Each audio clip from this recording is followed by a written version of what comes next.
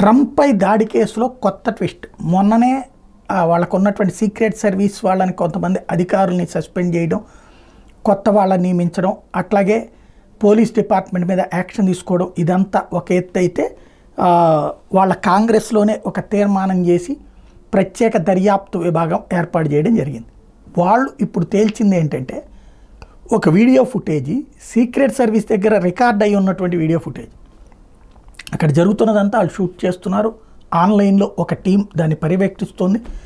అందులో ప్రత్యక్షంగా ఆ విజువల్లో, డ్రోన్ విజువల్లో చాలా క్లియర్గా ఎవరైతే కాల్పులు జరిపినటువంటి వ్యక్తి ఉన్నాడో వాడు కనబడుతున్నాడు. అక్కడ ఆడికి ఆపోజిట్లో స్నైపర్ కూడా కనబడుతున్నాడు. కానీ ఈ స్నైపర్ వాడిని ఏం చేయలే, వాడు దర్జాగా తుపాకీతో కాల్చాడు. ఇది ఎలా సాధ్యమైంది, ఎందుకు సాధ్యమైంది? సీక్రెట్ సర్వీస్ వాళ్ళ కెమెరాల్లోనే ఇదంతా నిక్షిప్తమై ఉన్నా ఎలా జరిగింది ఇది అన్నటువంటి దాని మీద ఇప్పుడు దర్యాప్తు జరుపుతున్నారు.